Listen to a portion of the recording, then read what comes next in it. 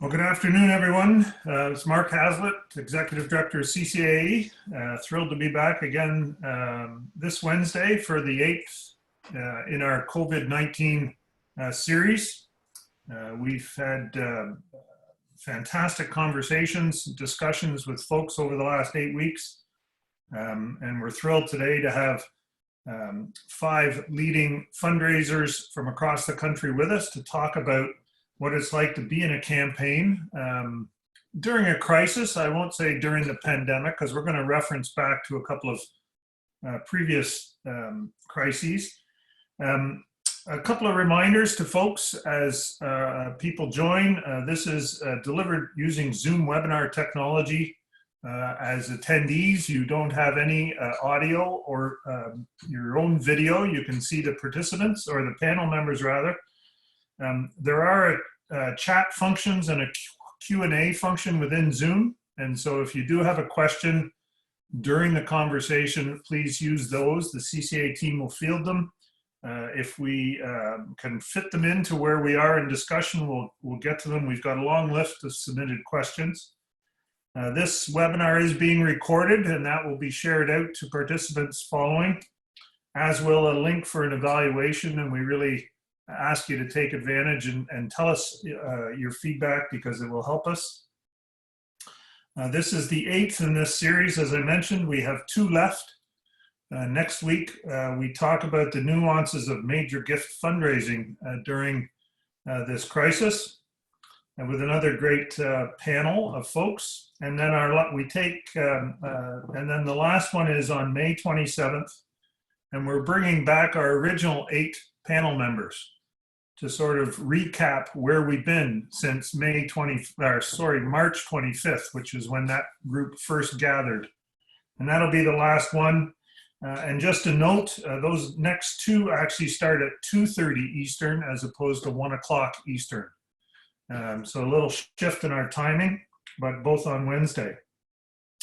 I want to thank our panel members today, Marie-Josée from McGill, Paul from BCIT, Guy from Global Philanthropic, Rod from Acadia University, and Greg from St. Andrews College. All of these folks are either in campaign or were in campaign back in the day, 2008 or 9/11. And we're going to start with that theme to ask them about experiences from past global crises, 9/11 or 2008, and how they relate to being in campaign, and what lessons learned then might have helped today. And I'm going to start with Guy Malabone. He was at SAIT in 2008, right in the thick of it, and I'm sure has some great experiences to share. Over to you, sir. Thanks, Mark, and welcome everybody. It's interesting, I think back now to 2008, and it hit us as a shock. At the time, we had donors starting to announce that they were going to delay their decisions. And that was the first realization that we were up against something different. So we did re-engage our donor conversations. I guess that's the big message for me to say, is that we got out of 2008 and that recession with a very strong year. In fact, one of our single largest donations to that institution, a $10 million gift, was realized and concluded around that time. So my message to people is remain engaged and get through it with conversations with your donors. We at the time found that we were able to get through that with a heightened engagement with our donors. Super. Paul, tell us about your experiences from previous years, previous crises. Good morning, everybody from the West Coast here. So thanks, Mark. I had a couple of experiences, and it perhaps started with, we were just in the process of commencing an $80 million aerospace campus campaign, which went public the day before 9/11. And as you'll appreciate, that was pretty significant. There are 6 major aerospace companies on the planet, and we were engaged with all of them, and pretty much every single one of them went down into lockdown within a couple of days. The big takeaway from that was we kind of weathered our way through 9/11 And then we're immediately hit by SARS in 2002, 2004. And then at the end of the campaign, we're hit by the global financial crisis. So if you ever had a tarnished campaign, this was it. We still came out the other end and we succeeded. And I think the key message, and one of the pieces that I learned from that, was resilience. I think that you've got to stick to your message, you've got to stay calm, and you've got to stay focused. We had backhoes on the site. The project was moving forward. We could not stop. And it was successful, and we came out the other end. So I think the key message is stay calm and keep moving forward. All right, thanks, Paul. Marie-Josée, you were in a different sector, in the healthcare sector at the time, but I'm sure some experiences that you've related and carried over to assist at McGill. Yes, thank you, Mark. Right, so I was not in higher ed at the time. I spent 14 years at the Montreal Children's Hospital Foundation prior to joining McGill in, well, 3 years ago in 2017. So back in 2008, I was running the Plan Giving program. And of course, you know, Plan Giving, as much as Plan Giving is extremely relevant in a time of crisis where people experiment cash flow issues and all that, the conversation is easier. But of course, you know, the financial crisis at the time had an impact on how much money we could raise and secure out of Plan Giving conversations. We were in a campaign at the time raising money for the construction of a new hospital. The Montreal Children's Hospital is part of the McGill University Health Center. And the project still went on. I mean, we had, it was a very bumpy road, as some of you may remember, because we had the financial crisis in 2008, and then 3 years later, the CEO of the hospital was accused of fraud and eventually left and eventually died in a jail somewhere in South America. So it has been a bumpy road, but you know, it's I tend to believe that people relate to children, to pediatric causes. It's, you know, there's always a sweet spot for kids. So in a way, even if it was challenging, we were not impacted that much over the long run. All right, thank you. Greg at St. Andrews College, I guess two predecessors for you were there in 9/11 and 08, and you've reached out to them. What do they sort of share with you about those experiences and help you get started this time around? Yeah, thanks, Mark. I was at St. Andrews starting in 2000, but I wasn't in advancement. So I reached out, I went through the campaigns that were in progress during both of those crises, but I reached out to my predecessors to sort of get their take on it. And so Jim Herder was our advancement director in 2000, 2001, in that time period. The greatest takeaway I got from my conversation with Jim was he said, quote, "stick to your knitting." So, you know, he said, you know, the market shut down for 3 days, et cetera, et cetera. But the key message was keep engaging with your donors, continue the process, do it in person, a lot of face-to-face meetings at that time.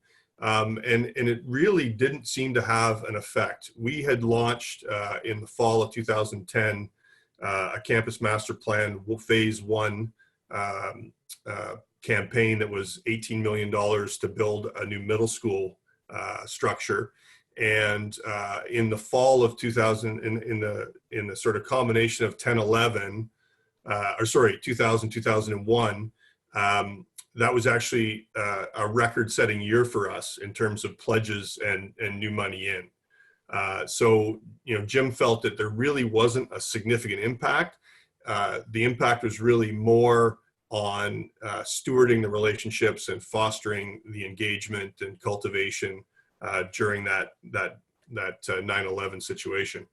And then in 08-09, Scott Hayter was our director of advancement, and there was a significant impact to us during that campaign. Scott was hired by the headmaster at the time, who was in his last year, and he was pushing Scott to launch a new campaign, CMP2, which was $42 million to build some additional buildings. And it kind of faltered in the first year. It was a bit of a sort of quiet phase / soft launch / failure to launch. And our fundraising totals were abysmal in 08, 09, and 09, 10. And then that head left, new headmaster takes over the reins. They spent a year sort of retooling the campaign, and then they relaunched in 10, 11. And in that year, set another new record for intake on pledges and gifts. So there was definitely a 2-year stall around 08, 09, 09, 10, but recovered well in terms of getting us a great start on that next campaign. Okay. Last, Rod, you were at McMaster in 2008, and I think probably even during 9/11 as well. And I know that Mac was in campaign in 08, and you're in the midst of one now. So what did you learn then that is, I'm sure, helping you at Acadia as you go through your campaign? Yeah, absolutely. Thanks, Mark, and certainly echo some of the observations that have been made. I was still in the voluntary health sector September the 11th, but not in campaign, so I will stick with 2008-9. Just a couple of other things I think that we learned, one of which was just how important gifts of appreciated stock had become to our sector since the mid-1990s, when Paul Martin took the first 50% cut out of capital gains payable on donations of appreciated stock. When the stock market crashes like that, that lesson is brought home very quickly. But we also learned that an awful lot of donors were more than willing to step up and make expendable gifts in recognition of the fact that their endowment funds went badly underwater. And that was wonderful to see, the fact that people's concern with students and programs trumped any temporary reversals that they might have been experiencing themselves. And I think finally, I'd echo the comments, particularly from Guy and Greg, on stewardship.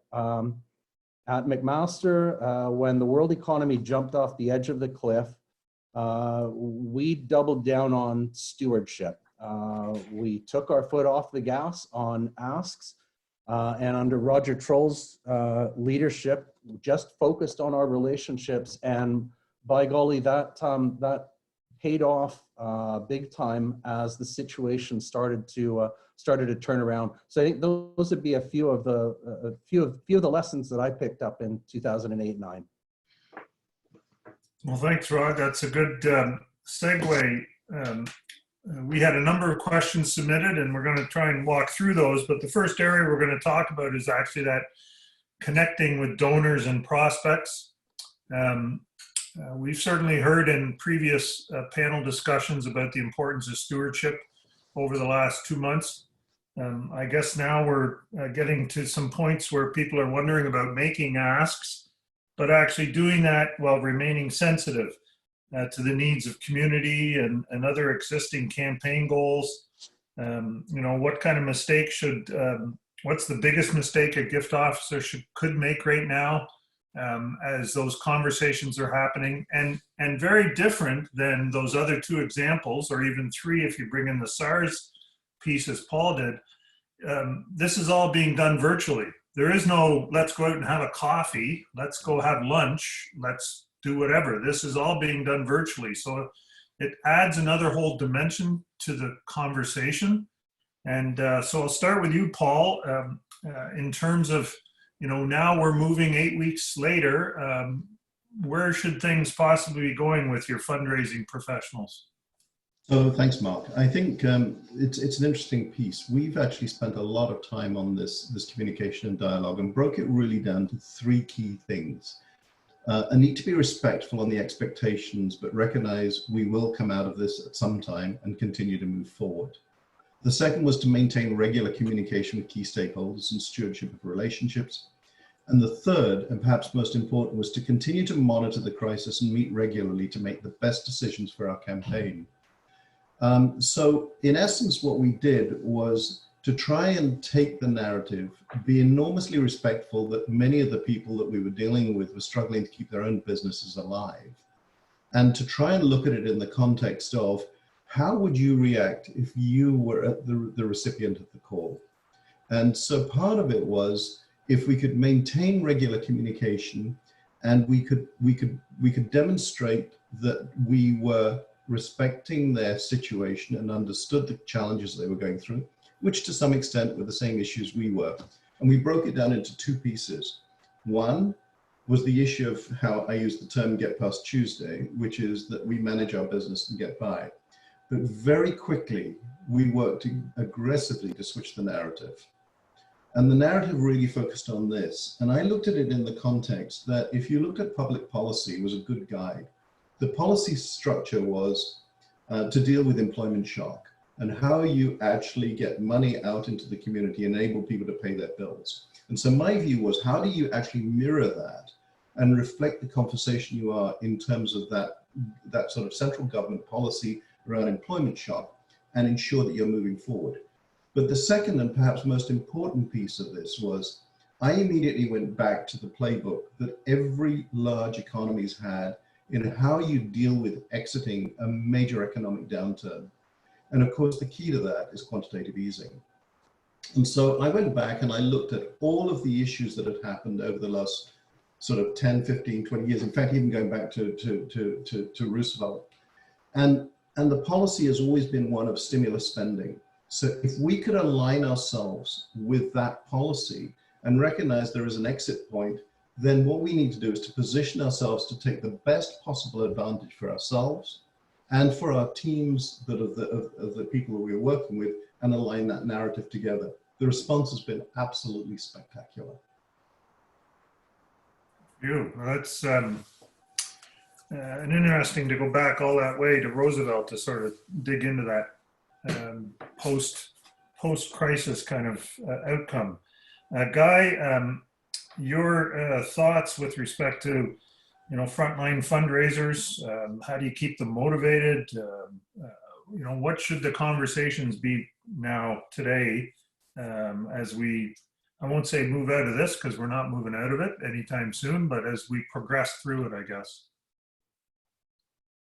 Well, Paul, I loved your comment around stimulus spending. I think it's an important point to bring up. One of the key messages that we're telling our clients and our fundraising personnel is that there is no better time to ask than when the need is greatest. And so keep in mind that our friends, our donors, are looking to stay connected. And shame on us, I guess, is the message. Shame on us professionally if we arbitrarily decide to withhold the opportunity to connect or solicit at this time. It's not our job, I believe, to arbitrarily stop raising money. Now, we can't be tone deaf. That's a key message. We have to be responsive to the situation facing every donor. But the time to ask is when the need is greatest, and our friends are waiting to find out what our needs are. And so our recommendations to our clients and to our fundraising staff is to engage to the maximum capability, get used to the new mechanics, the new channels of fundraising, but when appropriate, solicit. We're in a different phase now than we were 4 or 5 weeks ago. Engagement and stewardship was important right off the bat, but it's now time to look where the natural conversation should go. So don't hold back, I guess, is my key thought. All right. Rod, from your perspective in this same space, you're deep into a campaign. Are you sort of moving that needle from the stewardship piece into the asking, or as Guy said, the more listening and then soliciting where appropriate space? Yeah, very much so. I mean, our whole approach, like for most of us, is predicated on visit culture. We believe in being out there face to face with our donors and alumni. So one of the big differences between doubling down on stewardship after the financial crisis in 2008 and now, we can't be there with our donors in person. I like Paul's analogy about generally make sure that you're aligning yourself with circumstances, and Guy's reference to don't be tone deaf. So we're being led by our donors. We're out there talking to people on an ongoing basis, meeting with them by video conference, but mostly listening and letting those people self-identify what's appropriate at any given time. Picking up on conversational clues, and not just the screamingly obvious, yeah, I got downsized last week, or yeah, I'm trying to keep my 3 kids in rent and grocery money, but comments on the state of the market, their comments on political leadership, their perceptions of where needs are greatest. And you know, my experience is that people will let you know if they're ready for the ask or not. My last trip before all of this took place was in Florida. I met with a woman who said she wanted to make a significant gift to the campaign. And when we spoke again a few weeks later, she said she still wanted to make it, but she wasn't going to make it now. Last week, I was on the phone with a couple who are more than happy to continue the conversation and finalize plans for a 7-figure gift to the campaign. So I think really, I just underscore the comments that that Paul and Guy made about being conversationally aware. Ask where the circumstances are right, but don't be tone deaf. We're surrounded by this enormous climate of uncertainty. None of us, although we're all personally affected by the pandemic, I doubt that any one of us is more than 1 degree of separation away from someone who has lost a job or is worried about losing their job, or who has a relative in a long-term care facility, or who's fallen ill. Yeah, just situational awareness, I guess. Thanks, Rod. Marie-Jose, you too at McGill, you're in campaign, and I know you've got a great team of fundraising professionals there. How are you keeping your folks motivated and focused, given the calls from home and the video meetings? And as Rod said, this is a visit culture, personal, like face-to-face visit culture, and that's not happening. Are you finding a challenge in keeping people motivated through this? Definitely. Yeah, as we all know, fundraisers are social animals. We like the human contact. We like to be with people, to meet with people, to be on the ground. So it's a major a major adaptation for our fundraisers. There's no question. At McGill, we've been trying to stay in very close contact with all of our teams. We moved from bi-weekly meetings to weekly meetings, team meetings, individual meetings. It's all about reassuring. It's all about reinforcing the key messages. I think that you were asking about the mistakes that our fundraisers shouldn't be making right now.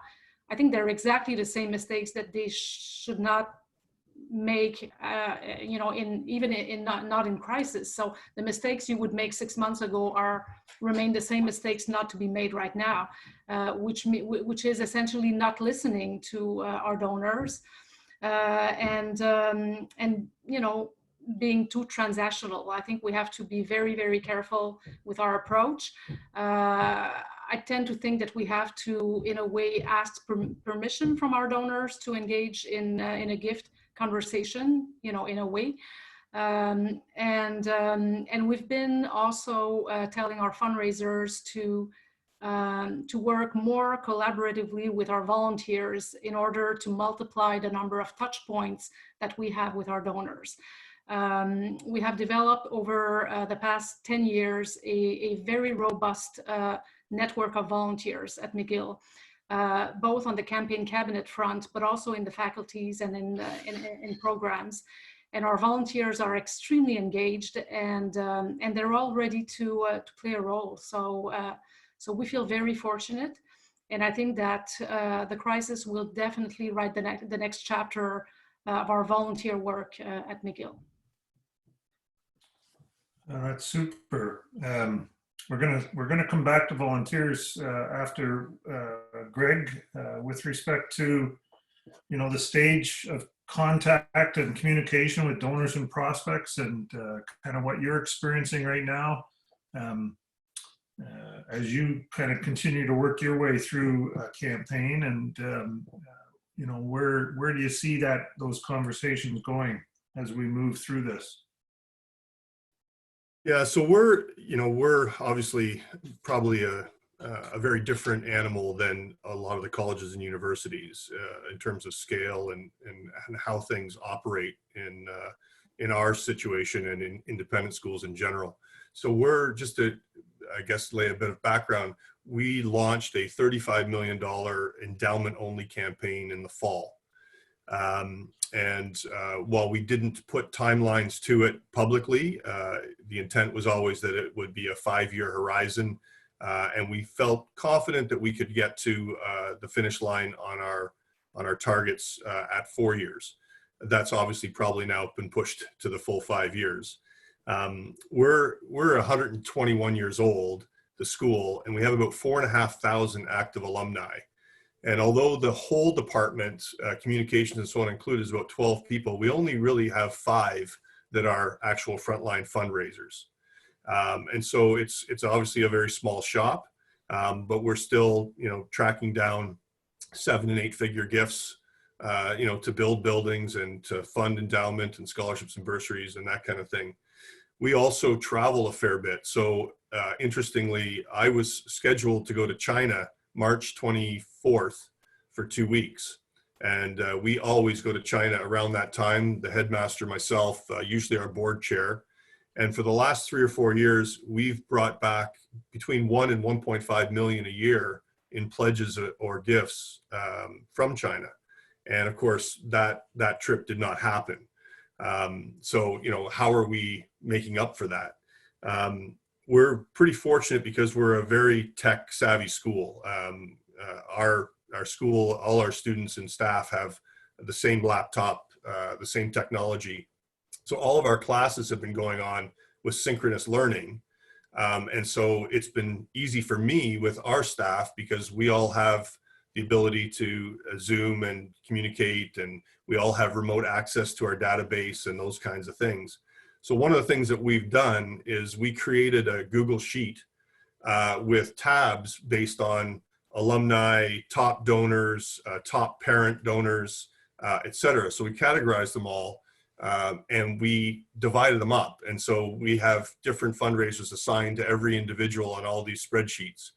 We are reaching out through email, text, WeChat, you know, phone calls, driveway visits. And we're tracking all that in the spreadsheet. So we know who we're talking to and how frequently and so on. And then one of our database administrators is taking those notes and dropping them into RE so that we've got a record of, you know, a permanent record of what's happening. But essentially, I told our campaign cabinet, you're off the hook for the next 3 months. You know, go deal with your family, deal with the issues that you need to deal with around this pandemic. And we are officially pausing our fundraising. Now, that really meant pausing active solicitations, new solicitations. Anybody that was already in the process, we've continued on with. So we've paused on anything new. We're, you know, tripling our efforts on stewardship and engagement, and we're continuing the process with those that were already in the solicitation phase. And so far, our projected sort of year-end numbers look like we'll be down maybe 10% on fundraising. So we're pretty happy with that. Yeah. So that's, again, a good transition. One would think that I had scripted Rod the first time and you this time to move us from one area of conversation to the next, but just good communication. We had a lot of questions about timelines and targets. Some of the real, basic ones: should timelines and targets be adjusted? Is there a need to reevaluate planning study projections? Do you extend the length of a campaign? What do you halt? Greg, back to you, because you mentioned officially pausing. Was this a sort of group decision with your campaign cabinet and headmaster, and everybody shook their head and said yes? How long have you paused it for, I guess, would be sort of the outcome end of that? Yeah, so it really started with our department. So we had a couple of Zoom meetings just to talk strategy about what we felt was the best thing to do now in terms of being in this campaign and looking to raise 35 million. Initially, that wasn't our recommendation, but we came around to that point. We felt that there was far more harm that would be done to our relationships than net gain in the end if we just continued in a somewhat tone deaf approach of business as usual. We actually discussed whether we would phone those who had outstanding pledges and sort of offer them the chance to pause their pledges. In the end, we did not do that. We dealt with anyone who had issues with their pledge payments on an individual basis if they contacted us. And then we took that recommendation to the head and to the board chair and said, look, as a team, this is what we feel we should do. They were completely supportive at the outset and said, yeah, that makes complete sense. And so at that point, I reached out to the campaign cabinet and said, this is what we feel is the best approach. We're not putting a timeline on it, so it wasn't, for 3 months or 2 months and so on. We assumed it would be for about 3 months, but it was open-ended at that point based on, recommendations from the medical officer of health and when we might be able to get back onto campus and so on. So our entire school has been working remotely since the 13th of March with, one shift operator on campus, and that's it. No one else is in. Okay. Paul, you're in campaign, and have you sort of, I know you haven't put a stop on things because, as earlier conversation said, there's activity happening, but what about in terms of the long range timeline and mapping out sort of where the campaign sits and projecting to that end? So we're right in the middle of a $125 million campaign that's part of a $500,000 infrastructure renewal plan. So, we're past the point of no return. I think the second comment I would make on that, maybe sort of prefacing my remarks, is I've been in 4 major campaigns in the last 15 years or so. And I remember a piece of advice somebody gave me a long time ago, which was that in any 5-year campaign, the likelihood is you're going to see one economic downturn. And I can tell you in every single one of my campaigns I've been involved with, there has been one. So we went into this campaign anticipating, I didn't know when, and frankly, I didn't anticipate the order of magnitude, but I did anticipate there would be some form of economic downturn. So I think with that in mind, we were sort of kind of preconditioned to it anyway. 2 things that came out of it, Mark, and I would put this out here for sort of some advice. And it kind of goes back to an earlier comment, which is you really need to know your donor base. You need to know who it is you're dealing with. And so what we did was, and it was interesting because I had a conversation with our campaign chair, and right out of the gate, he said to me, Paul, he said, we need to relook at this and maybe put everything on pause. And I said, hold the phones. I'm not prepared to do that.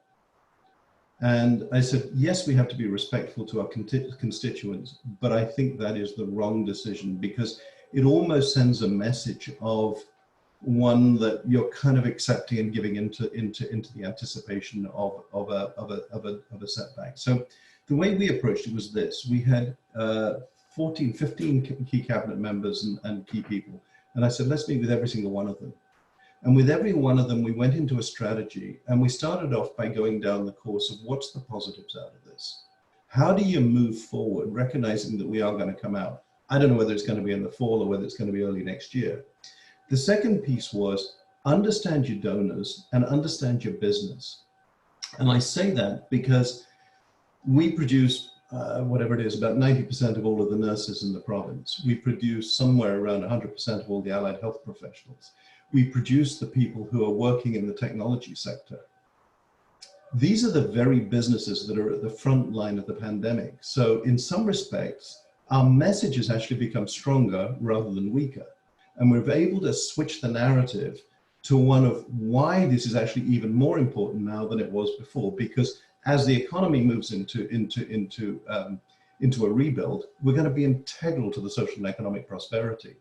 So we took that, and then the other piece was to look at your donor base. And as I say, we do a lot with the technology sector. There are clearly companies that are suffering very, very severely, and you know, my heart goes out to them because it is tough. But there are also businesses that are doing exceptionally well. You know, Satya Nadella at Microsoft just said just last week that Microsoft has seen 2 years worth of digital transformation in 2 months. Zoom has moved, this very platform we're working on, has moved from 10 million users to over 300 million. The impact of the economic value to those companies is gigantic.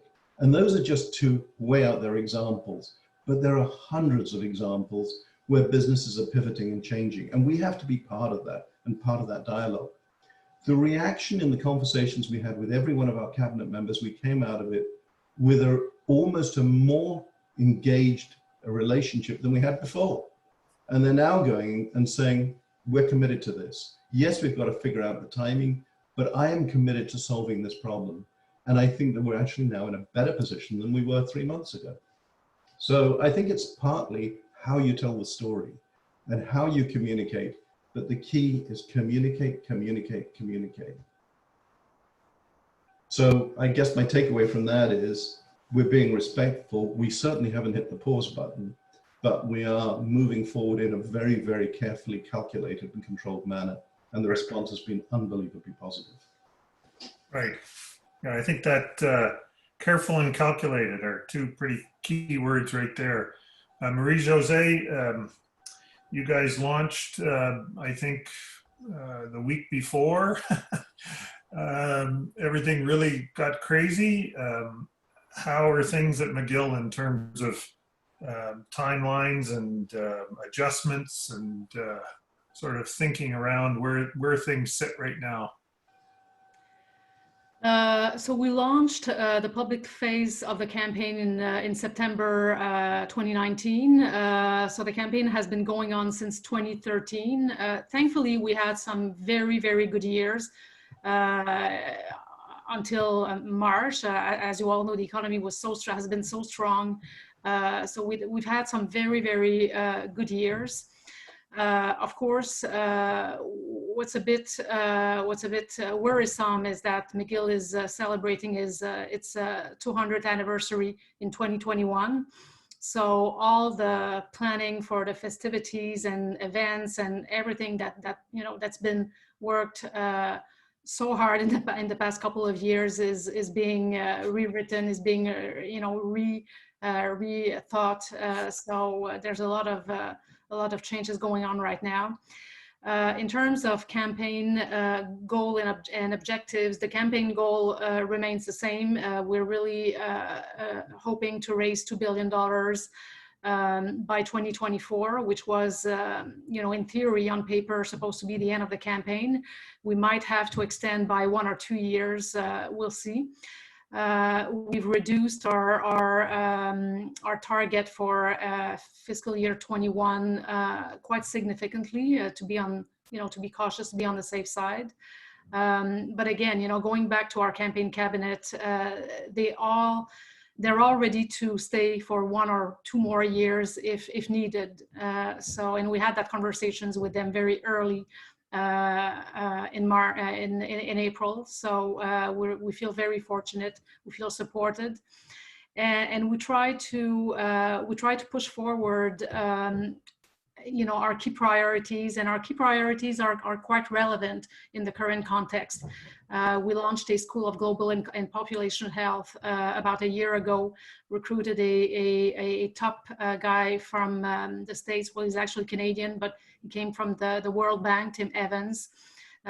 Tim and one of his colleagues at McGill, Dr. Hankins, will actually lead the serological testing initiative that was launched by the federal government about 3 weeks ago with David Naylor from U of T. So we're talking about that initiative quite a bit. We have one of our main campaign pillar is around sustainability. So we hear from time to time at McGill that the COVID-19 crisis is the dress rehearsal for climate change. So I think it's, there's a lot to be said on that right now. So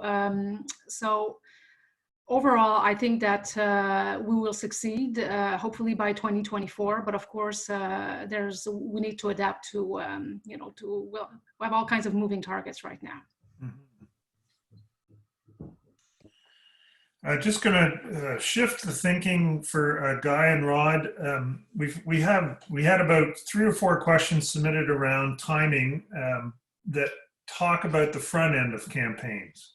And so folks that have been either in planning studies or, they were on the cusp of public launching, working through quiet phase.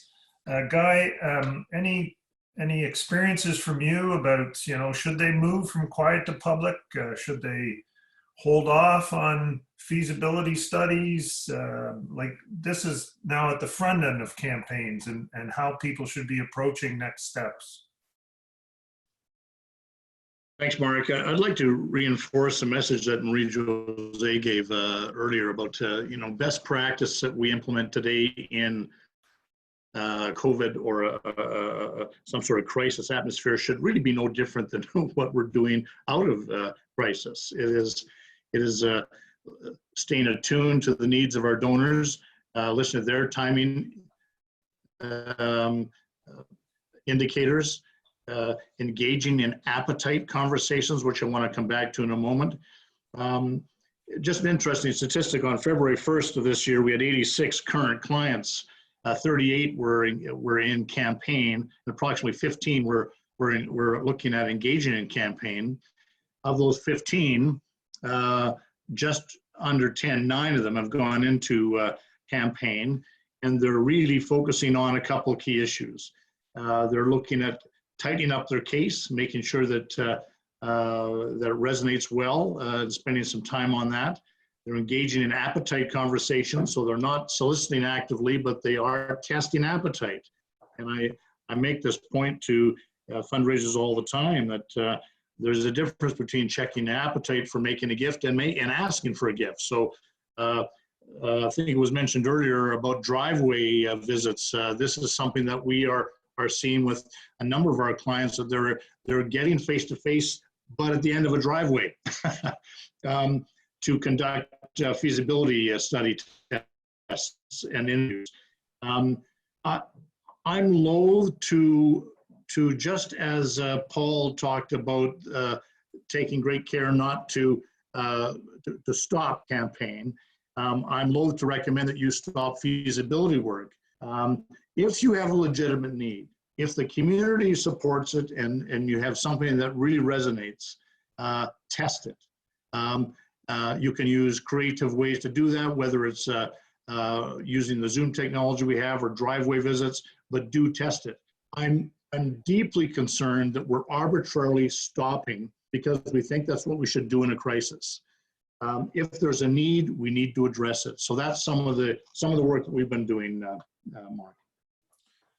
I think that's actually great advice about both the testing, but certainly not arbitrarily stopping just because that's what we think or what the professionals think should happen.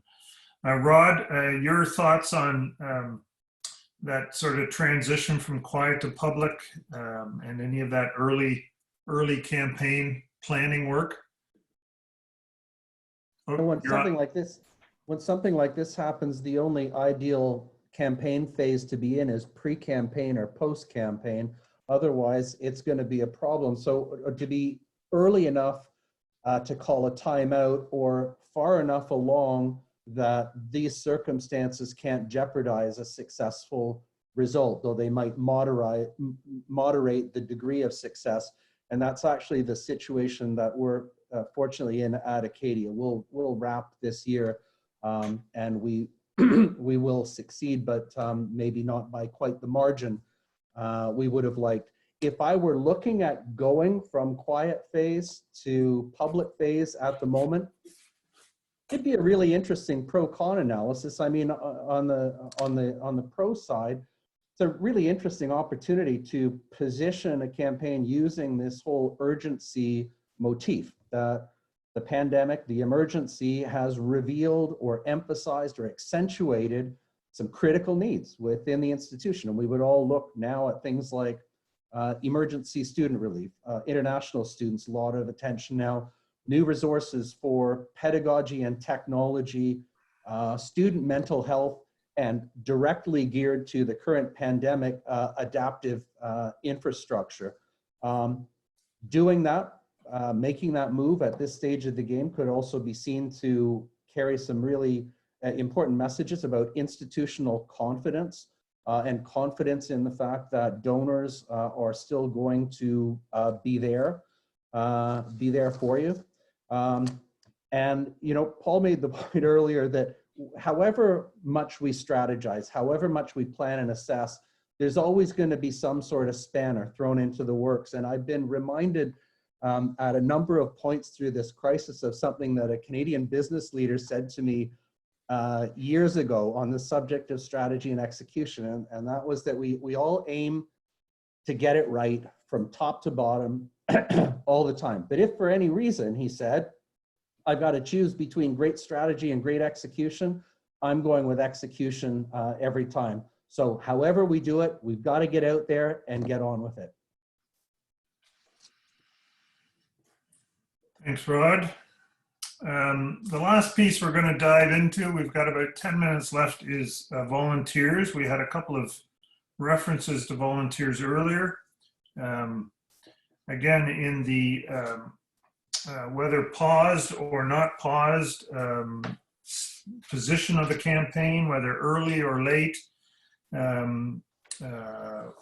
like how do you keep, are you keeping campaign volunteers deployed? And if you are, how do you keep them motivated? So that's one side of it. And then if you've got an advancement committee that you deal with, or a group of volunteers that you deal with around your institution board table, how do you keep them engaged? Marie-Josée, to you first on this piece in terms of volunteer engagement and keeping people excited about your campaign and making sure, kind of a little bit back like with fundraising professionals, how do you make sure that they're conscious of what's happening in the world and being meaningful, not speaking out of place to donors, those kind of things? Thanks for asking, Mark. We've been extremely proactive with our volunteer community since the beginning of the crisis. We were before, but we've really increased the pace in our efforts since the end of March. So we've been seeking advice from them. So the principal of McGill University has her own group of volunteers advising her on several key issues. She reached out to that group of very, very top talented individuals a few weeks ago, and we had very good advice. Our campaign cabinet remains extremely committed. Of course, they're not all super keen on asking for money, and as you all know, volunteers are not always very comfortable asking for money to start with. So in the current context, they're even more reluctant. But some of them remain committed to opening doors and asking for money.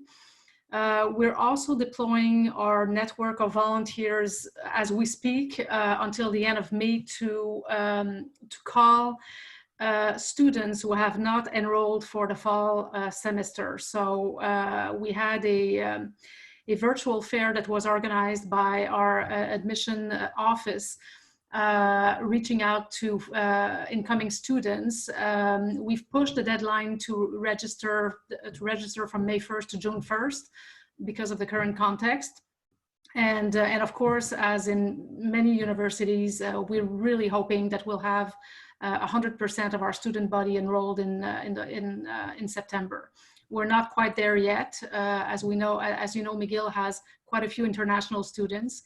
So our network of volunteers is getting on the phone to call students who are giving us permission to have a conversation with them, to try to convince them to come to McGill in September. I mean, most of them are willing to do so, but some of them are really questioning if it's worth enrolling in a Montreal university as opposed to a local university. So we're really using our volunteers to give us a hand on that front. And it's been extremely rewarding for all of them, because they feel that they can help on something that is very tangible, that is an urgent need, and that they can play a role. So that's just one example, but of course we will keep being very creative in the way we're going to use our volunteer network in the months ahead. Great idea to engage them on the student side. Guy, your experiences with volunteers, midst of a crisis and trying to keep them engaged as schools kind of rejig or not rejig. I mean, everybody's rejigging how they're doing their campaigns, but how do you keep volunteers motivated and engaged? I love this example that Jose brings up of volunteer engagement, but isn't it a little ironic that we get warm and fuzzy thinking that volunteers, it's okay for them to ask people to give their time to engage in something, but yet volunteers were concerned about having them reach out to ask them to give money. It's like the crisis gives us a green light to talk about giving time, but a red light to stop asking for money. And I just think we get stuck in this paradigm. What I've seen that's been very successful is of course keeping the campaign cabinet and volunteers informed, keeping them up to date so they're not caught off guard or embarrassed, making sure that they're engaged in qualification work. I've yet to see a client or an institution anywhere that has done sufficient and all the type of qualification work that they could possibly do. So if crisis gives you time, engage your volunteers in upping the qualification work on prospects. Training. There's always a hidden agenda. We can help develop expertise in our volunteers through enhanced training. So I'd recommend that one. And I've already mentioned appetite check. And if there's a concern about, or if the timing's not right, or there's a concern about being tone deaf, don't get into the asking right away, but you can check appetite. How would you think about reaching out and supporting McGill today? Where's McGill on your priority for giving over the next 1 to 2 to 3 years? So those are some examples, Mark, that I would put out there. But I always kind of laugh at the paradigm that we have working with volunteers versus asking for money. Well, those are my thoughts. That's very good. Very, very good, for sure. Greg, you mentioned your campaign committee or leadership group. How are you going to keep them engaged during this pause moment for your campaign? Well, I guess first, thanks to Guy for giving me the ideas of how to keep them engaged. One of the issues with independent schools is that we typically don't get any donations or certainly any significant donations from the medical and health related aspects from corporations or foundations. So in terms of pausing fundraising, that's a challenge for a lot of independent schools. Most of our fundraising comes from parents or alumni on an individual basis. And where there are foundation money, it's usually individual alumni who have their own foundation, who are giving through that means. So, that's sort of the rationale around that. So then how do we keep that campaign cabinet engaged? guys dead on in terms of getting them to do the pre-work on qualification, establishing appetite, determining, what their call list is going to be when they're given the green light to begin, and those kinds of things. One of the things that we've done a little differently this time, in the past, our campaign cabinets have often been a collection of our biggest donors.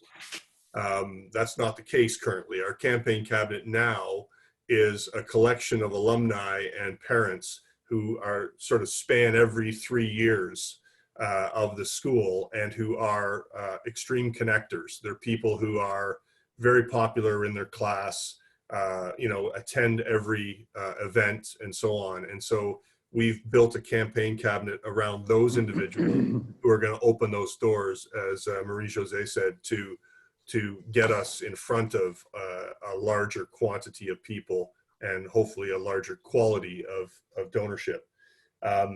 The other thing is we have a huge parents guild, and most independent schools do. They have some kind of parent executive function. Our parents guild does a single major fundraiser every year, this gala, and it was canceled because it was scheduled to happen in April. And so that's put a hit on them, unfortunately, and as a result on their pledge payments to the school for the things that they're funding. But one of the things we're doing to compensate for that is we actually have a Zoom celebration.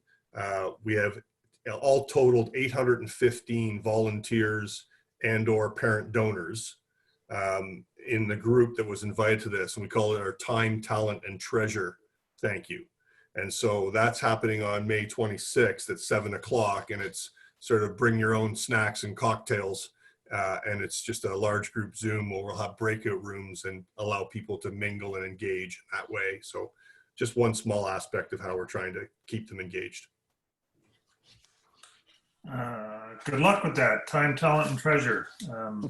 We're monitoring the online celebration events regularly. Rod, and I'm not going to leave you out, Paul, but we're almost at the top of the hour. So last comment to you, Rod, on the volunteer piece, and then I will wrap up. Okay, thanks, Mark. Yeah, we continue to do our level best to engage our cabinet members as we originally agreed. Some of them, when they signed on, they agreed that their primary interest would be in hosting events. Obviously, we're in hiatus on that, but we will be hoping when we get into the fall that we may be able to host a series of mini convocations in key sites domestically and internationally, and engage those folks there. Some agreed to do prospect ID and qualification. They continue to do that. Some were keen on doing asks, and they're continuing to do that within exactly the same parameters as we are as a staff. We've dialed down, but where there's interest in pursuing the conversations get pursued. All have agreed to lend their names and their reputations. They want to be involved, and we're doing our best to keep them posted and up to date on what's going on. If I had one thing that I could do if we were at the very beginning of this process now, is picking up on the comment about training. And in particular, having been on more video conferences in the last 2 months than in the rest of my life combined, there'd be a really interesting opportunity to work with some of our cabinet members who were willing to engage with donors by video conference internationally, because we tend to pull them into visits if they're in Toronto or Calgary. That's where we arrange to do the visits with them if we want them personally involved. A really interesting opportunity here to project the campaign cabinet more broadly internationally. So a couple of really quick thoughts, Paul. Oh, those are good ones. I think everybody is nodding their head. And Paul, you may be doing some of that as a West Coast school. You may have some volunteers helping you video-wise overseas in Asia in your campaign. A huge thanks to all 5 of you for today. I think the conversation has been very, very stimulating, very deep, lots of good information shared. Again, for everyone, this is recorded, so we will share that. Any submitted questions, and we have had some, we will circulate to those individuals specifically and have them respond to you. I know all 5 welcome contact and questions. So if there's somebody that participated today and wants to reach out, please do so. I'll make a pitch for our own celebration next week. CCA will be doing its Prix d'Excellence awards presentations all 4 days, Tuesday through Friday at 1 o'clock Eastern for 30 minutes, 7 categories a day. So we look forward to that. And again, we're back for our next COVID-19 webinar next Wednesday, and it's at 2:30 Eastern, not 1 o'clock Eastern. We will be promoting that. For now this week, thanks everyone. Please stay well, stay safe, and thanks to all our panelists once again.